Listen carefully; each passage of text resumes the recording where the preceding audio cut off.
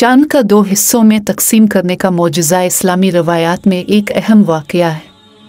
इस्लामी अक़ीदे के मुताबिक ये मौजज़ा पैगंबर मोहम्मद के ज़माने में वाक़ हुआ।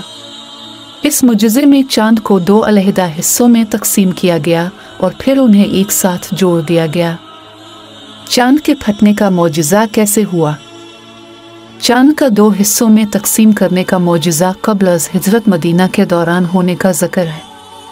ये वाक़या मुनाफ़िक़ीन की मुतालिबत पर वाक़ हुआ जो पैगंबर मोहम्मद सल्लल्लाहु अलैहि वसल्लम से उनके नबूवत का सबूत के तौर पर चांद को तकसीम करने की दरख्वास्त की थी।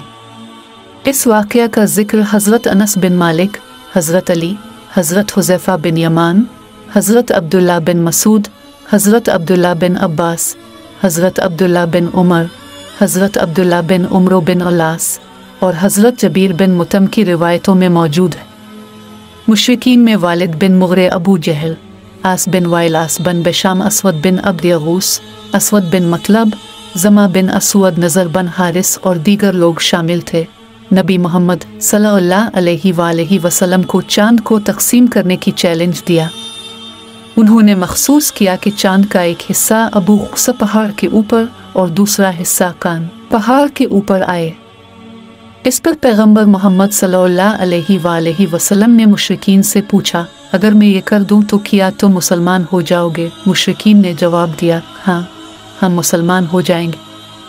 पूरे चांद की 14वीं रात को पैगंबर ने अल्लाह से इस मुजज़े की दुआ मांगी। जिब्राइल की तरफ से तस्दीक मिलने के बाद कि उनकी दुआ कबूल हो गई है, पैगंबर ने मक्का के लोगों को बताया कि चांद का तकसीम होने वाला है।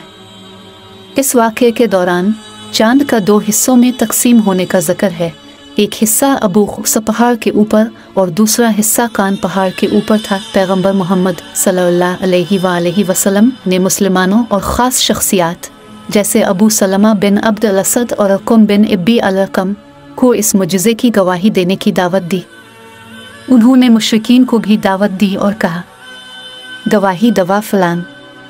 मगर कुछ मुशरिक इस मुजज़े को निकाल देते, दावा करते कि ये नबी मोहम्मद सल्लल्लाहु अलैहि वसल्लम की तरफ से कोई जादू अशुबदा है। उन्होंने कहा कि ये उनकी जादूगरी में उनकी माहिरी का नमूना है। उन्होंने दावा किया कि अगर पैगंबर ने वाकई जादू डाला होता तो हर शख्स इससे मुतासिर होता, लेकिन यह ऐसा नहीं हुआ। उन्होंने वाक़ये की तस्दीक के लिए दूसरे इलाकों से आने वाले लोगों की गवाही हासिल की। राहगुज़ारों ने तकसीम हुए चांद की देखने की तस्दीक दी। इससे तस्दीक दी कि उन्होंने भी इसे देखा और दूसरों को बताया। इस गवाही के बावजूद मुशरिकीन ने इस्लाम कबूल नहीं किया या पैगंबर मोहम्मद सल्लल्लाहु अलैहि वसल्लम पर ईमान नहीं लाया। उन्होंने मुजज़े को आम जादू की शक्ल मान लिया। कुरान मजीद में चांद के तकसीम का जिक्र एक निशान या मौजज़ा के तौर पर आया है।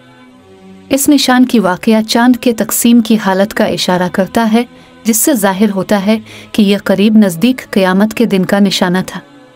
कुरान मजीद में एक और आयत सूरत अल-क़मर, सूरत नंबर 54, आयत नंबर 2 और 3 है, जो काफिरों की रद्द अमल को नुमायां करती है जब वो ऐसे निशानात को देखते हैं, और अगर वो कोई निशानी देखें तो मुँह फेर लेते हैं और कहते हैं कि ये तो चालें हैं, और झुटलाया और अपनी ख्वाहिशों का पैरवी किया और हर अमल का अंजाम है।